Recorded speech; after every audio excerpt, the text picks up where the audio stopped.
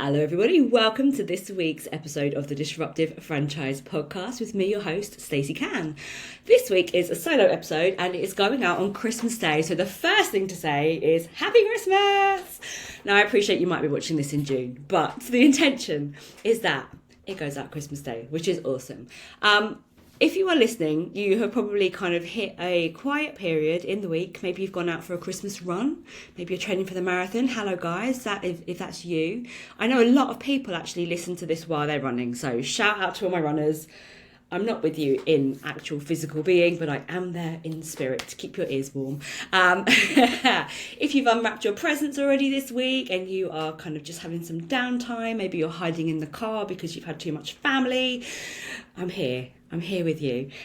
This week I thought I would talk about my year a little bit, actually, in terms of the Disruptive Franchise Podcasts and Awards, and a little bit of an insight into where we're going to take it into 2026. I thought maybe you would like to hear about what I've taken from the awards this year, because we've heard from loads of fabulous guests already that have been involved with the Disruptive Franchise Awards this year and in previous years. But it was something that this time last year, I had no idea that I would be doing. And so as a bit of an insight into kind of what I've gained from taking it on, I thought I'd share that with you. I guess the first thing that I've taken on really was a huge amount of work, which I underestimated. And in true Stacey Can spirit, I took something that was probably fairly simple and easy to run and just made it bigger. And I tend to do this because I see so much potential. I see where things can go. I see where we can take them. I see the exciting vision and how it can all fit together. And I work with a lot of people in franchise. And one of the key things that I help them with is visibility strategy, so that they can get out. Because a big mistake that a lot of business owners make is that they grow an audience and they only talk to their own audience. And I think that's a real shame, because the best way to grow actually is to get in front of other people's audiences. And so in terms of visibility strategy, getting myself out there, and frankly, if I'm really honest, breaking some of my own visibility mindset blocks, which I've carried for years, I took on the Disruptive Franchise Awards, mainly to make myself be accountable, to be part of something bigger, and to have a purpose to make me consistent. So even on days like today where I've got a bit of a croaky voice and I don't want to show up, I show up anyway, because I have made a commitment to myself and to you guys that I'm going to be here. And so that's been one of the biggest things that I actually took out of the awards was the consistency. There was no podcast before September 2025, but I'd wanted to launch a podcast for quite a long time. I just didn't want to launch one that was a bit pointless. I didn't want to launch one that was just talking about generic or general things in franchise or marketing. I wanted it to have a purpose. And so actually to use the podcast to give an extended voice to those people that are involved or have been involved in the Disruptive Franchise Awards was such an amazing purpose to carry forward, that I just couldn't not do it. It was the perfect opportunity. So the Disruptive Franchise Podcast was born. And with the awards themselves, that opportunity, not from a vanity point of view to stand on stage, because if you know me personally, you know, actually I'm quite an introvert. It takes a lot of recovery time once I've done that to stand on stage all day and present an awards. And it was never actually the intention that I would stand on stage all day and present the awards. But actually what it gave me was a firmer belief in myself, because it didn't suck. It wasn't awful. And actually, I really enjoyed doing it. So it gave me that little bit of inner confidence boost to go and be a little bit more visible and to go and be a little bit more outspoken about what I believe in. Not for the sake of being outspoken, not to be Marmite for the sake of it, but to actually just go and champion some of the things that I really felt needed championing. And that kind of carried forward into other areas of my business, which has been so wonderful. So I guess what I got from the awards was a lot of work, because I did everything myself for the first set of awards, absolutely everything, from redesigning the assets to sourcing the speakers to booking the venue, to all those little touches that we had on the day. Everything was done by me. So I proved to myself how much work I could produce on top of running a business. But what I really got from it was a sense of purpose. It kind of connected the dots for me a little bit about things that I was trying to achieve. I was trying to help more people into franchising. I was trying to help people who are in franchising do better. I really want to get more young people into franchising. And the disruptive element really just brought to me a central, like North Star, if you will, for the Christmas theme, to really just bring it all together under this banner of disruption, positive change and celebration, and most importantly of all, innovation and creativity. So I got so much more than just an award ceremony out of this. I really have got the mileage, which has been wonderful. I got huge satisfaction as well from helping people to be recognised. Because the Disruptive Franchise Awards isn't about me. It's about all of the entries. It's about all of the winners. It's about all of the stories. So to give people a platform that they felt safe and comfortable in, away from some of the bigger platforms in franchising, because we're not massive, but to give a really lovely community space where people could come and share what they did and talk about failure and success in equal measure, and not be driven by validation from an award, but actually get that validation from looking around and seeing what they've done, was just such a lovely thing for me. I absolutely adored it, because being stood next to stage and watching people come up on stage and have their minute in the spotlight and tell some of those stories and then project them into the podcast as well, it's just been so self-satisfying in that respect that I've been able to build that for other people. So much bigger than me, but beyond that, into kind of having a wider reach impact in franchising. That's what it's given me. I'm so proud of that. I really am, so much, not just because of so much work that went in, but because the result, and everyone I've spoken to that has been involved this year have all echoed the same message. So it must be true that actually it was a really wonderful event that people got an awful lot from. So that's what I got from the awards, and I'm super proud of all of that. I think the other thing to talk about is why I think that innovation is so important, and creativity, because we look at the big boys in franchising and we look at some of the smaller players, and they all started from a seed of needing something. You know, McDonald's started from somebody needing something. Stagecoach started from somebody needing something. Water Babies started from somebody needing something. You know, you get the theme. So to celebrate the innovation in, okay, what I need doesn't exist and therefore I'm going to go create it. I just love that. That's the entrepreneurial maverick spirit in me kind of going, yes. And so to be able to really foster that and harness that and promote that and get behind that in a really big way has been wonderful. I think innovation is key because the world evolves all of the time. You know, in 2025, we've spoken an awful lot about AI. AI is coming for our jobs. AI is going to make X number of people redundant. AI is going to cut your workload in half. AI is going to do everything for you. AI is going to be a thought leader. It's terrifying, absolutely terrifying. But it is part of the process, much like in years gone by when we had the Industrial Revolution and the machines were coming and the tractors were going to do all the jobs, and, you know, the combine harvesters are changing. And so actually this shift that we're in with AI is really across everything and is always there, that constant organic evolution. And so to be able to celebrate that within the franchising context, again, is actually, I think, really important, because without innovation, we stop growing. And generally we innovate for a need, something that we need to happen, something that is missing, something that is not there.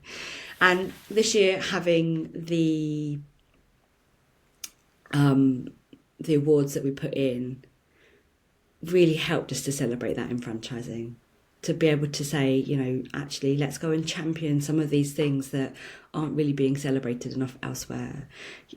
children's activity, there's a huge amount of service for families with children that have kind of neurodivergent needs, for example. So the Inclusivity Champion Award, adding that in this year, really did champion and celebrate those that are innovating in an area where our society really needs it to be innovating and growing.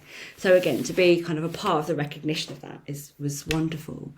But I think it's just so important because we are in a world that evolves all of the time.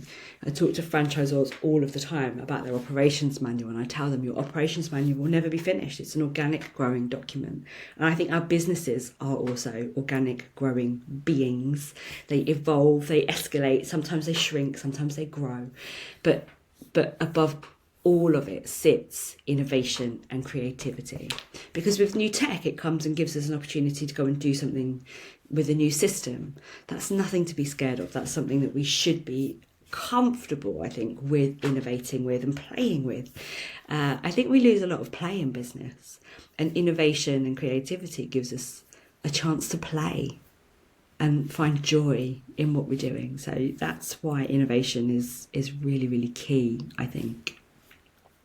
And the other thing I thought I would talk about on this short Christmas edition is what I would do if I couldn't fail. Because this is a question that I've asked every single guest that we've had on this year, and will continue to ask every single guest into next year. What would you do if you knew you couldn't fail? We've had such a variety of answers in those questions before I answer.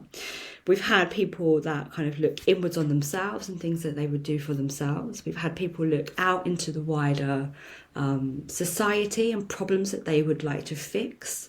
We have had people look at what they would like to do in their local communities, how people would like to be perceived, and how people would like to be more visible.